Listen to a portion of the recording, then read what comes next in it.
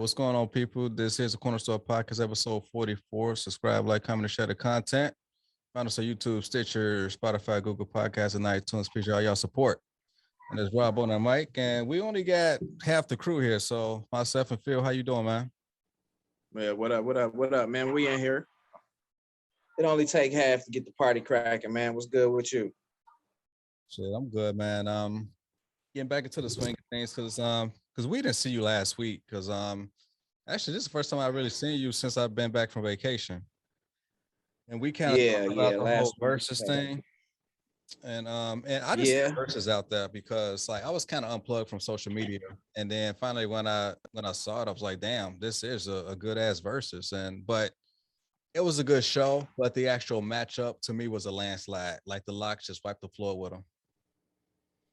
Yeah, I think it could have been better. It's just the Dipset energy was wrong, man. It was that energy was real wrong. They came in thinking they had the advantage, and they really just didn't take into consideration. The Locks had a lot of hits with a lot of people. So yeah, it was right. I forgot how many hits that they had. Like remember Jadakiss was on that verse with Rough Riders World War III.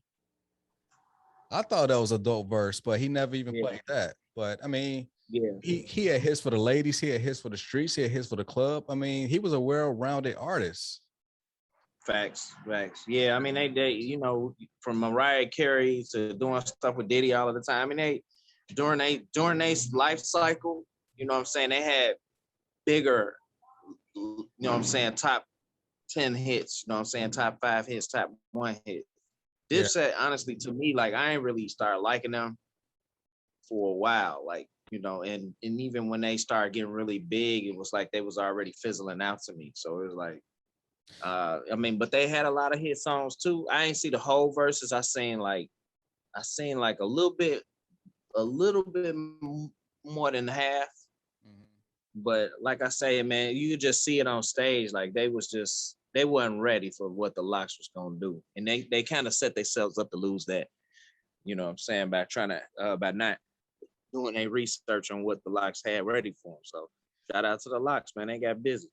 Yeah, man. Jada himself just been kind of consistent throughout all these years. We're talking like 2 decades, really. And Dipset, they've been relevant mostly from like 03 to like 08, 09.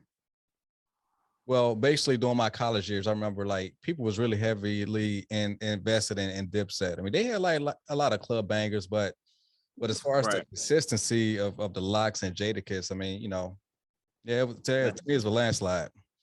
So, but yeah.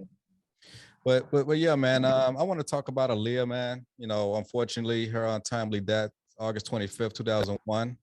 So coming up on 20 years in another 3 days. So like, what do you remember most about Aaliyah, and where were you at when you found out that she had passed? Yeah, you know what? Remembering Aaliyah made me remember one of my best friends who passed away, honestly, because she reminded me so much of her. But just in general, like, Aaliyah kind of separated from the pack when it came to, her and her presence in music. So like, she had, regardless of what other artist was out at the time, it didn't really matter if it wasn't Aaliyah. And I honestly, I don't think it was her singing talent, because I don't think she could sing that great. But she's had like a power about her. She was charismatic in a way that attracted people to her. And she had phenomenal songs. Don't get me wrong, she had great songs. But as far as great singing ability, she didn't have the best singing ability. And I say the same thing about Mary J. Blige, and people gonna scorn me for that. But these are two people who have wonderful music, fantastic songs, but I just don't really feel like they have a fantastic singing ability. Mary came into her own. She's gotten a lot better, but I've heard her live where she sounded terrible. So that's where it stems from. But anyway, back to Aaliyah. Her early on during her introduction into the music industry, who brought her in the game. She had a strong back. Say his name. She had You can say his I know name. I can say his name. I still fuck with the dude. She was co-signed and brought in by R. Kelly. We already know what it was. And R. Kelly had his he's so strongly embedded in our R&B lifetime that and that's you can't take away. He's in the DNA of R&B music. You know what I'm saying? So her coming in the game under his tutelage, led to her having a phenomenal career. You know what I'm saying? So yeah, definitely rest in peace, Aaliyah, man. And I think "Rock the Boat" was probably the last song that was really in the clubs. And I think the video came out after her death, but the song came out before she passed away. She was working on that video, I believe, right before she passed on. So right.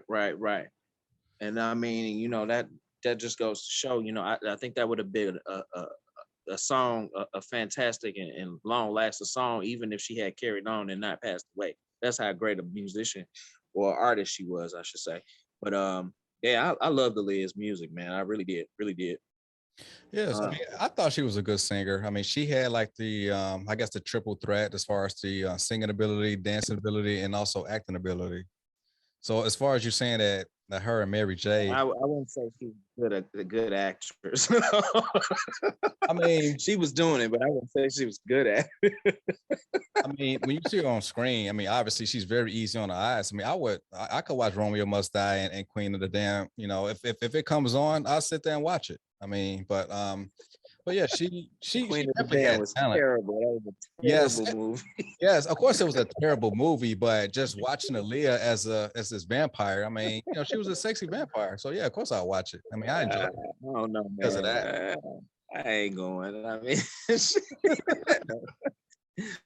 I mean, back in that day, ideal black female, she didn't really have a body type for sexy at all, bro. She had the body of a little boy almost. So I don't know what you're talking about. I can't agree with you. Honestly, Aaliyah's body, she was a white girl dipped in chocolate.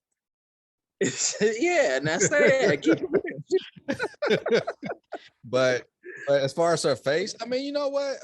Back then, Aaliyah probably was a dime. If you was to put any type of blemish on her, it would probably be her lazy eye. Besides that, to me, I thought Aaliyah was perfect. As long as you admit that eye was lazy, we be good. As long as you're okay with that eye being lazy. All right. We being honest, then all right, that's cool. I mean, a lot of her, some people just have those that characteristic about them, that quality about them that really drives people to be attracted to them. And I agree that she was, she had those qualities. So she was a very beautiful woman. She was that long hair. I think it was trendsetting for a lot of women. You know what I'm saying? They wanted that long flowing black hair that she had. She had those boyish, those girl next door and those best friend kind of vibes coming off of her. So she just seemed like she was so approachable and reachable for so many people. That's probably what it is. Like when you look at her, she seems to be somebody who you could reach.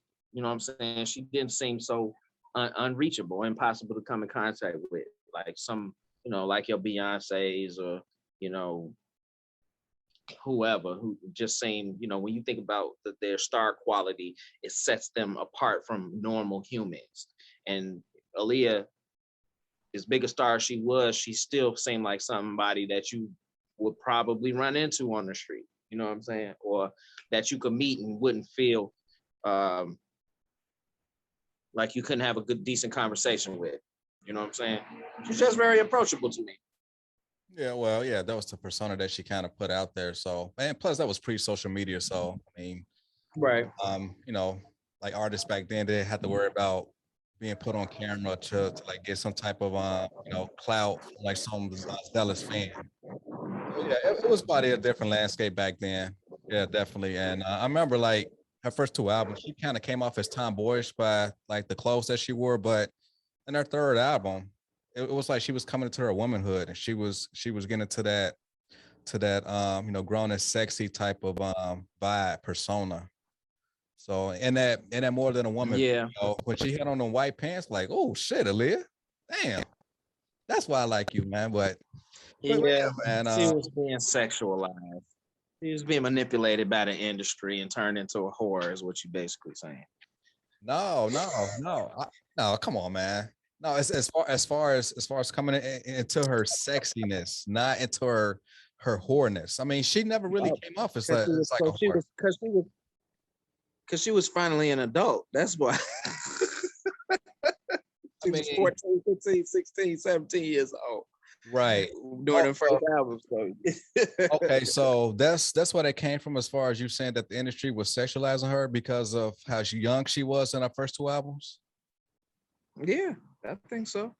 I mean, the status quo for the music industry is to sexualize and any woman, regardless of age. You know, that's part of the reason why women aren't as successfully based on their talent. You know what I'm saying? It's because if you ain't pretty, and we had this conversation a while ago about being the power of pretty or whatever we called it, but pretty privilege. A lot of that came into play. Yeah, a lot of that comes into play. If you're not going to allow yourself to be sexualized in the industry, then you have to understand that there's going to be some limiters placed on your potential. You had your few breakout people, you know what I'm saying? Your Missy Elliott's and what's that girl name now? I can't think of her name. Kind of heavy set girl. Jill Scott. Jill Scott is one of them. Lizzo, right. I mean, well, so you Lizzo, she sexualizes herself. I don't think doing that to her. Like, she wants this whole body positivity campaign. I mean, she wants to force everybody to like that, like all those roles and her cellulite and you know, heavy stomach. So I mean, all right, Lizzo was a bad example, but we talk trying to big up our women out here.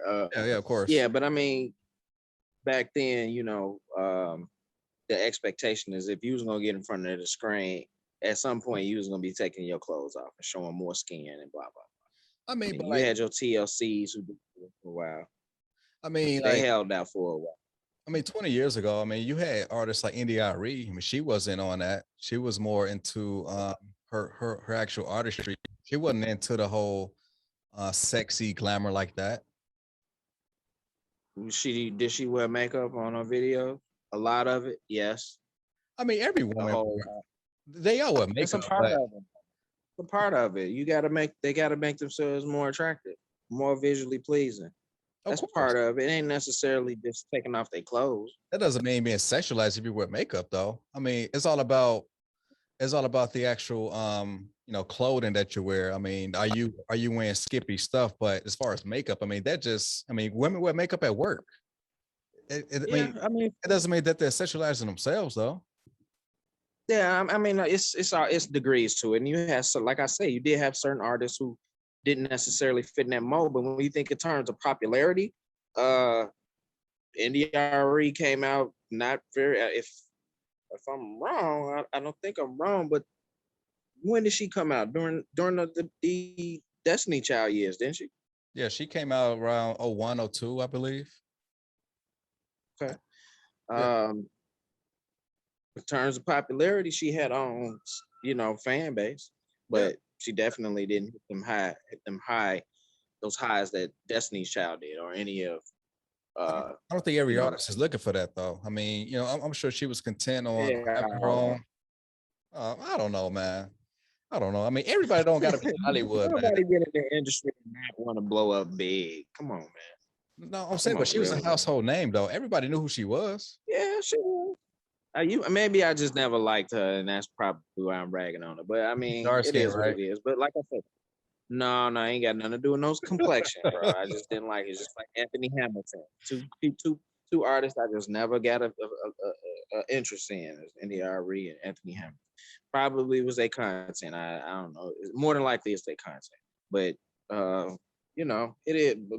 Back to the point of the conversation is, as she got older, she became more sexualized in music, be it on her own, or from the music industry, who knows? But you can see the transition happening. Okay, so let me ask you this. If she never had died, do you think that we would have Rihanna? Now, the reason why I ask that is because when she died, she was with Dame Dash. I'm not sure they was engaged, but she was with Dame Dash, and then Jay-Z and then Dame kind of fell out. And I think Jay-Z subconsciously was looking for his Aaliyah, and he kind of found that in Rihanna when he discovered her in Barbados. So, like, do you think that we Right. would have Rihanna? Would she have this much success if like Aaliyah was like still around? To be honest with you, I mean, you can only ever really speculate about the consequences of what would happen if certain dominoes didn't fail in certain places. Yeah. But in terms of talent wise, I think that Rihanna filled a void in the music industry being ethnically different that I don't think anybody else could have. Being that she came from somewhere different, she had a sound that was different, she looked different, and I mean, she's talented. So no, I don't think that there, who knows what the trajectory of music would have been if Aaliyah hadn't died.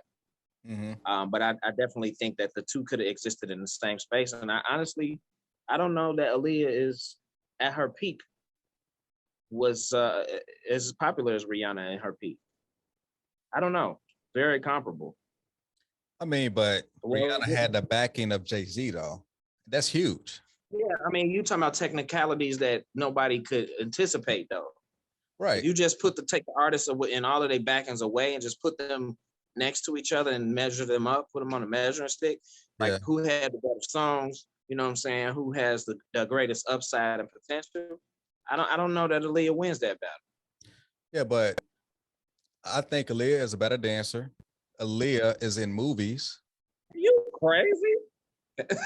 What did you just say? Aaliyah was a better dancer than Rihanna? Yeah, I think she's a better dancer. I don't know. I'm gonna have to go to the tapes on that one. I'm saying, but like Aaliyah, she worked a lot with Missy Elliott. I mean, Missy Elliott. I mean, she's one of the like queens of like having these like good choreographed type of music videos. I mean, Missy, she was freaking like tutoring Sierra.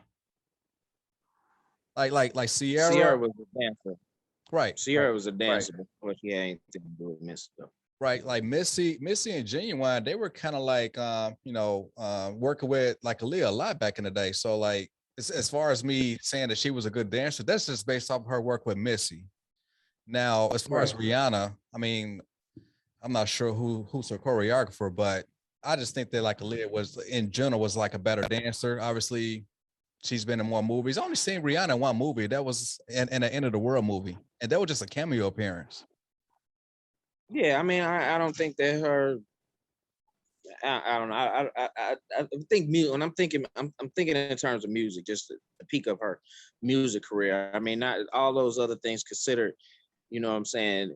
At the time when Aaliyah was in movies, to me, it felt like a lot of rappers and musicians were being forced into music just to take advantage of the fan base growth potential.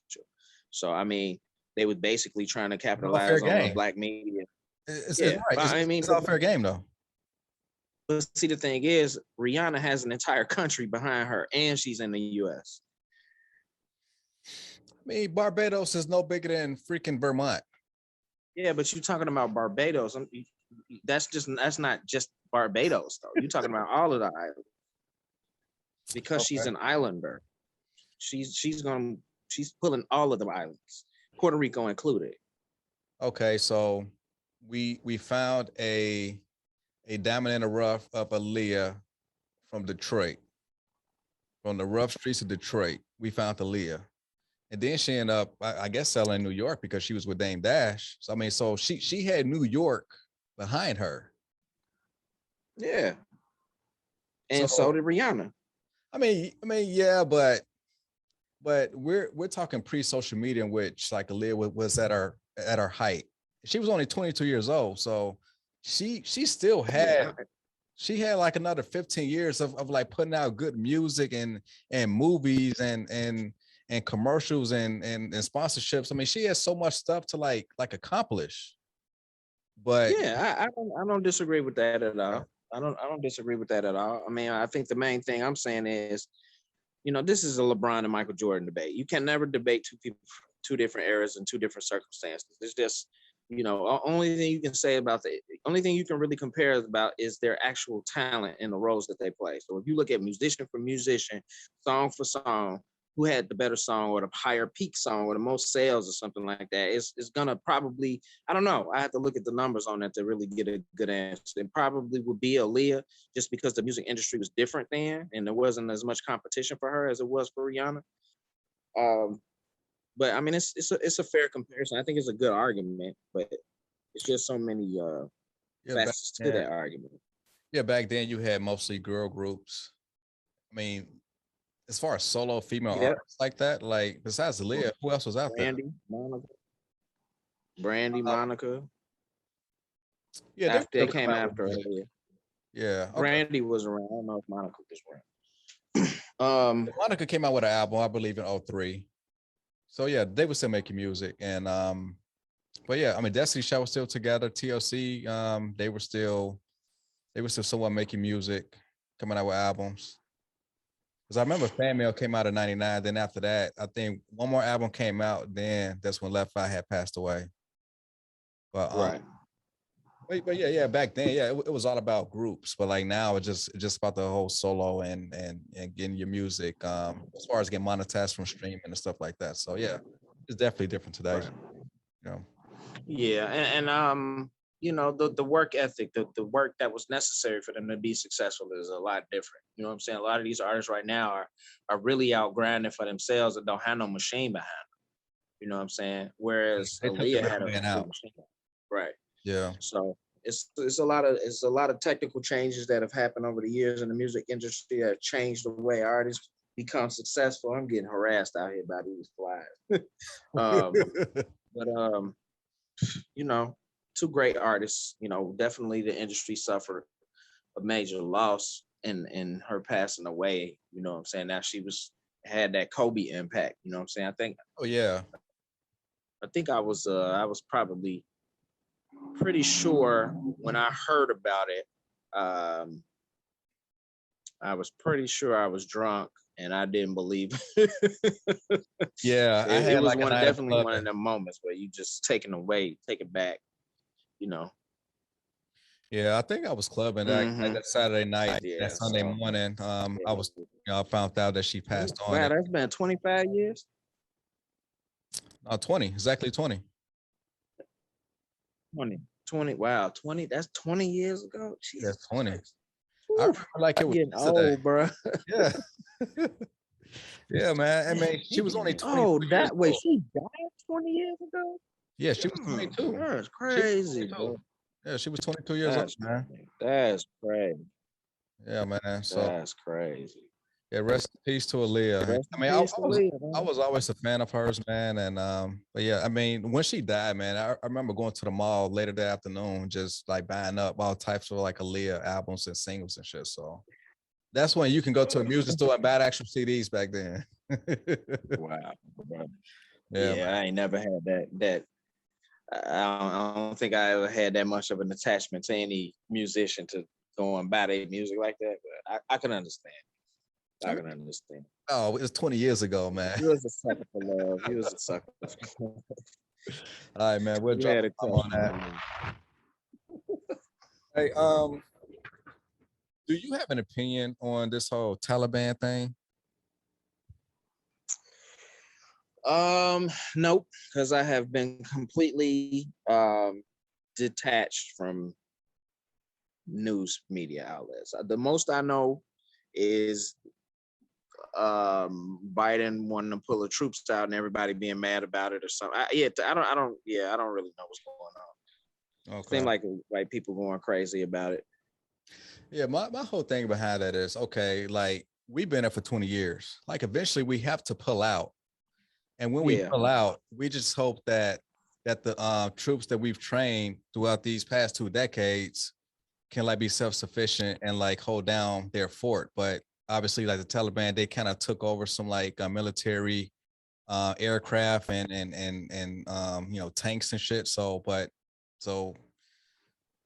they could be a threat sometime, sometime in the near future. But like my whole thing is, okay, if we leave Afghanistan and if they take over their own country, my whole thing is, so what?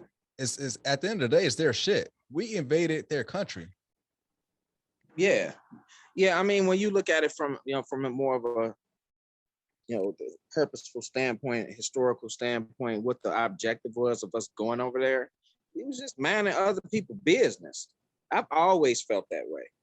You know what I'm saying? I understand that, these countries be in turmoil and the loss of life that happens as a result of that turmoil is devastating. But you have to, in my opinion, you have to allow them people time to figure out what they're going to do. If they want something different to happen, it's not going to happen with outside interference. They got to figure that shit out on their own. You know what I'm saying? They revolt, they rebel, they leave, whatever it is, course of action that they take, they can take it. But I mean, you going over there and giving all of these people guns and giving them weapons and training them how to fight against, a enemy that you've made because of your actions that happen to be in that area, and you up and leave. Mm-hmm. Who's to say that they don't just join the Taliban and say, well, fuck it, y'all here. I don't want to die. Let's team up and kill some other motherfuckers. I mean, that's just being nosy, man. Always gets you fucked up in the end. So, yeah. I don't know, man. As far as in that region, yes. I mean, the Taliban, they are the alphas, and those people may end up having this Stockholm syndrome, which they just go end up being more sympathetic and saying, hey, the U.S. is here, and they caused all this damage. They caused all these families to be separated and killed or whatever. But I mean, even when I was in Kuwait, right. I was one of the few people that was kind of apprehensive of like going out there in the first place, because the reason why we were there was because of WMDs. We never found WMDs, so that made the whole war, stupid. It was pointless. Yeah. So, as far as us being attacked in, September 11th, and we end up reversing course from Afghanistan, that's like the main objective, and going to Iraq for Saddam. I mean, I'm like, this is some bullshit. But when you're in the military, man, obviously you're kind of brainwashing in some fashion, as far as like completing the mission, no matter how this it may seem, complete the mission, and then kind of ask questions later. So that was our mindset. But in the back of my head, I was like, what the fuck am I doing here? It's pointless. Like every other day, we would have some type of like rocket threat, and we'll here's like some horn sound, and then we got to put on the gas mask and run to the nearest bunker. I mean, that shit was so tedious. Right. But I'm glad I was blessed to like get home safe, and 1 month after I separated from the military, I was able to start college and kind of continue on with my life. But yeah, man, I mean, being out there for 6 months, man, I just thought it was just like a bunch of BS. So yeah.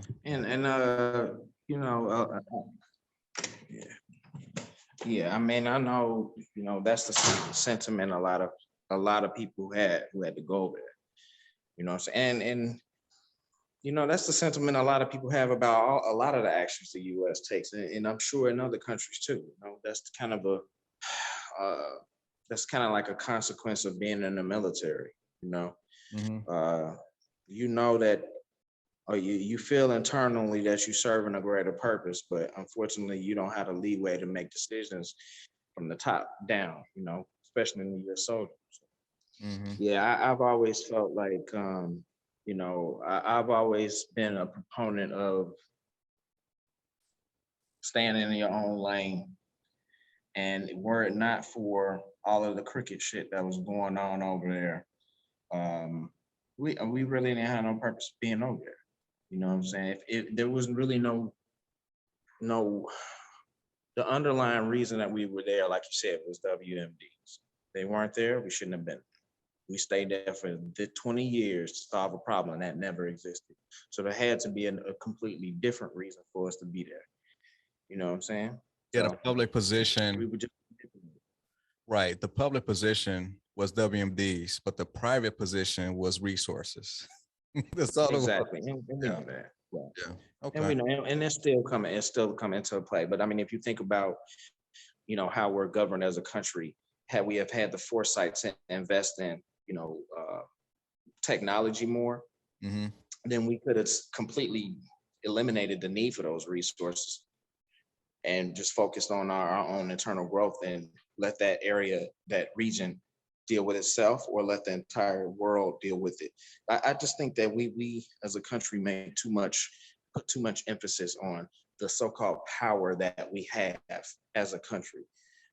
That we have to be involved in everybody else's shit all of the time. I'm not a proponent of that. So Yeah, yes. So much of our yeah, financial resources is just to kind of like be this whole global big daddy government to everyone. But we need to clean house here. I mean, we got so much problems with infrastructure, and people don't have jobs, and education is pretty much going down. People like these foreign countries are very heavily invested in STEM, but our kids, we are like so far behind. Like a lot of these people come from overseas and work these coding positions, these coding jobs, and STEM in general. But yeah, man, we need to be heavily involved in our next generation by making sure that they have the necessary tools to kind of like lead the upcoming generations, everything. So, but yeah.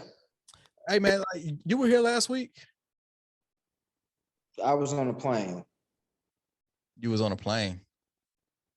Yeah, I was. Yeah, I was in Chicago last week, Now, what was the reason for but that trip? that Sunday I had flew back. What was the reason? I just needed to come back and check on our Chicago office.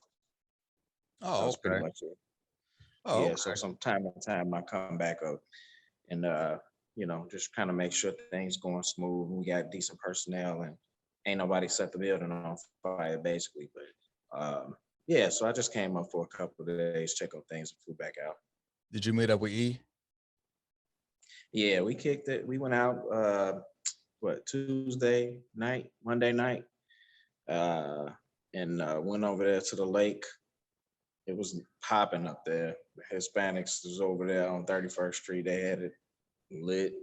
It was out partying, dancing, kicking it, having a decent time. It was pretty late when we got out there too. So Oh, okay. it was good to see some parts of Chicago able to be out and have fun without everybody getting shot up and killed. So Oh yeah, yeah, most definitely, man. And like one of the topics that I wanted to cover, like the very first show when I got back from vacation was using vacation as more of a as more of a mental health therapy. Because it felt good to be unplugged from social media for the most part when I was out there, because I could just get up and just focus on what the kids are doing. I didn't have to worry about work. Cassie didn't have to worry about work. So we had like got like a lot of pool time, got some beach time. I mean, it was just cool, man. We had family out there, so we had help with the kids. So as far as using vacation as a as like mental health therapy, I mean, what you think about that? Like, do you try to make an effort to like take at least 2 weeks out the year, like 1 week early in the year and then like another week later in the year, just to kind of decompress with the family and go somewhere? oh yeah, I mean definitely.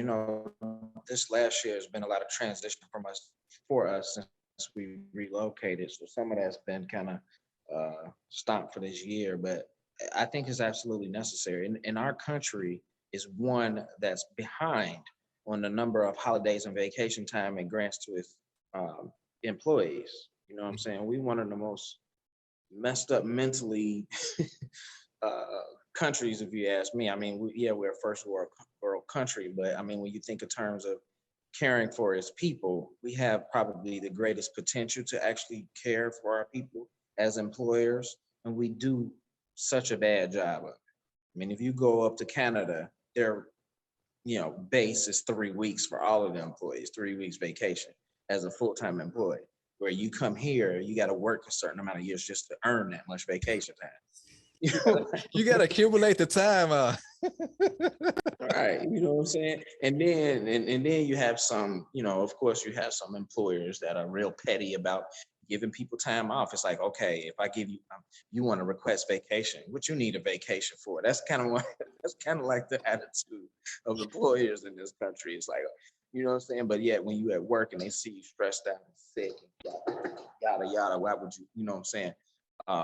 You don't feel like there's a reason for you to have time off. So, I, um, if you ever become a business owner, have that same energy.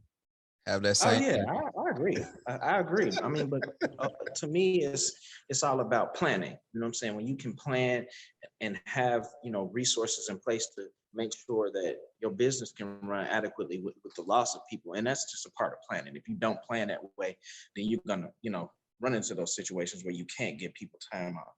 But that's just poor planning. You know what I'm saying? So from my standpoint, I do that. Honestly, I think we should have 3 or 4 day work weeks. I don't think we need to work every day of the week. Not in certainly not in the industry I'm in. And I mean, when you look at a lot of business industries right now with so many people working from home, it's demonstrating that the prototypical business strategy or work strategy is not necessary. Things can be changed. People can work in different working circumstances, and you can reap more benefits. A lot of companies that have people working from home, they're trying to get people to come back and work in the office, and people are fighting them tooth and nail. Because when I'm at home, I might, when I'm at work, I'm going to work 8 hours and go home. When I'm at home and I'm working, I'll probably work 10, 15 hours and it wouldn't even faze me. So you really throwing away so you can work from home. You are definitely more productive working from home. Oh yeah, absolutely. And I would think that most people are, because you know what? One, you're not burning money, you're not spending money on transportation. So those hours going to and from work, that burns a person out. You know what I'm saying? That makes a person not want to work. Just having, okay, I just traveled a whole hour to get to work. Now I got to work 8 hours, and then I got to travel. That just the thought process, thinking about that is exhausting. Oh yeah, and plus to deal with kids in the evening after you work that long day, then once you get to bed, then you're not really sleeping the whole 8 hours because you got to prepare for your next work day. So yeah, exactly. So I could be at home, and during the time that the kids is in school, I can work focused, relaxed, and even when they come home, I can jump in and jump out all day long, and I'll do that. I'll jump out on a computer and do a work 30 minutes here, hour here, 40 minutes. If I compiled all of that time, I probably worked 60 or 70 hours. But if I was at work, in the world, you're not going to get me to come to no office for 60 or 70 hours. That's just not me. Oh yeah. So, I mean, that's one of the things that I think we burn ourselves out, making us less productive by coming to work every day. So I do think that most companies would be able to suffice with having their people in fewer days. But I mean, even in this situation with so many people working from home, to me it allows for the expansion of smaller cities. It expands the opportunity to expand markets in smaller cities, because a lot, like for California, for example, a lot of them are migrating out of California because they don't have to live there in order to work there anymore. You know what I'm saying? So instead of them spending, $700,000 on a house, they can go 2 states over, maybe spend $2,000 or $3,000 in a smaller town and work from home. And now they're stimulating the economy, spreading the wealth out to different smaller states. And this kind of approach to me is better suited for the environment, because you have less cars on the road.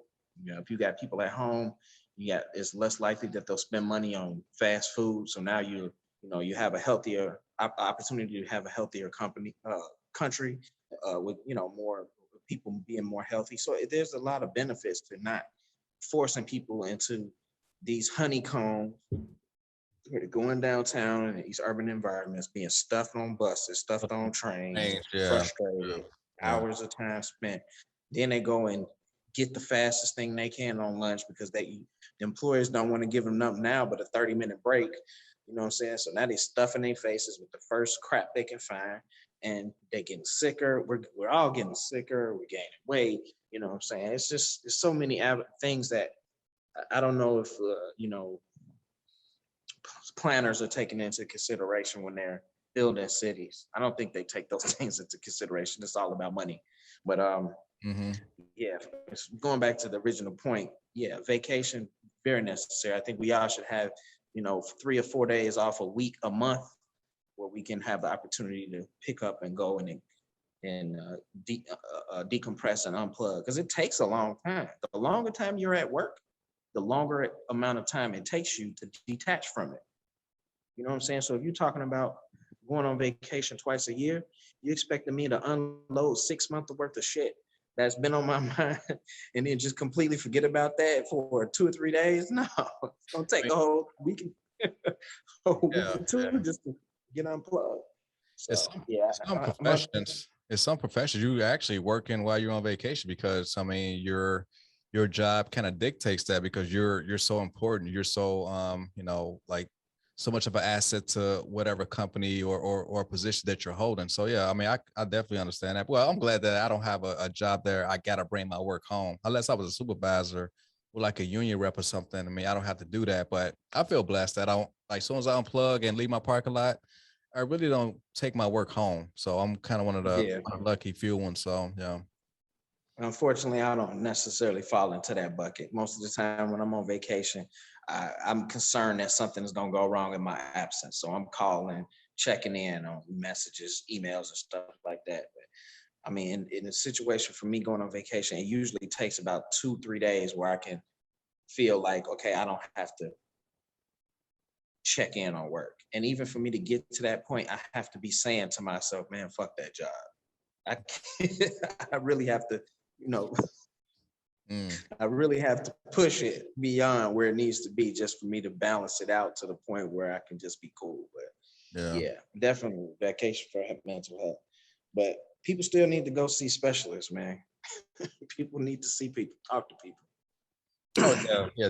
That should be kind of like standard, like every other month or however your schedule dictates. Yeah, go see a specialist. I mean, I actually want to see a specialist myself because I don't think that I've have gonna recover from this whole pandemic scot free because like mentally I just been drained from having my kids at home and kind of navigating, being a husband and still dealing with work. And it's just so many things where I just gotta decompress. So yeah, it makes sense to kind of talk to someone, just kind of get some stuff off my chest. So, but yeah, I definitely need to schedule that whenever both my kids are officially out of the house, for schooling. So after September 7th, and I'll try to schedule something so that way I have so much time to kind of like figure things out.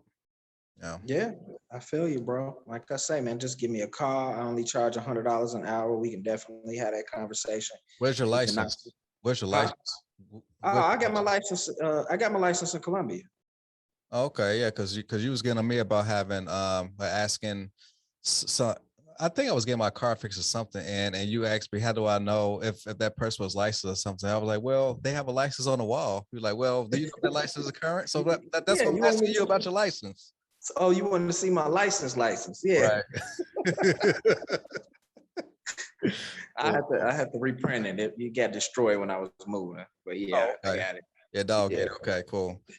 Hey, hey, hey, man. Would y'all be on board for a Santa Monica beach house vacation? Yeah, of course. Yeah. I'm on Okay. board for any vacation. I Okay. would rather go to Spain, but yeah, we can go to Santa Monica. Yeah, That's because what's I was looking into it while I was in Hilton Head because Cassie's cousins, they was kind of on board with it as well. Because what I want to do is I want to rent a beach house on the beach, and then everyone else that's gonna go on vacation, they could probably stay at one of the hotels on the beach as well. Because I kind of want to keep all of us in the same general area, so that way the beach house right. could be like the main hub for like the barbecue or the or just a hangout spot. So that We way could get a people villa. a villa. I mean, you could definitely find something on VRBO or Airbnb, but as far as getting all of us in the same location via Airbnb, it'll be like impossible. But that's why I would kind of Yeah. recommend. Verbo, Verbo be having spaces with um s- uh arrangements for up to 10 people. Yeah, but the vacation that I'm trying to plan for, I mean, I want as many people to come as possible. But Oh, okay. Well, how many people you talking about? I mean, like between me, Cassie, and the kids, that's four of us right there. And then Right. like a few of my cousins on my side of the family, then Cassie's side of the family, Okay. and You then talking some about the other. big. Okay. Oh yeah, yeah. Yeah, that's cool. Yeah, I mean, if you can find a good spot like that, that'll work. Yeah. Okay. I'm down. Okay. Yeah, I'm definitely down. All right, man. All right. Well, I'll figure something out and I'll send y'all some information on it. So I'm not sure if it's going to be next year, but I probably would rather hold off until 2023 because the baby should be out of the car seat and she can ride in the booster seat. Because I had to carry that big ass car seat on me because I actually folded up and carried it as a backpack because I actually bought her seat for the How you airplane. figure she gonna be out of baby? Starting at 4. Okay. Starting at 4, Mhm. you can have one of those high back booster seats. Oh, okay. Yeah. It also depends on the baby's weight too, though. They gotta be big enough. It ain't just based on their age; it's based on their height and their weight. Yeah, 4 or 40 pounds. Right. Yeah, so yeah, Okay. I do the research. I do the research. All right. I know you do, man. Don't be jumping the gun, putting the kid in the wrong car seat.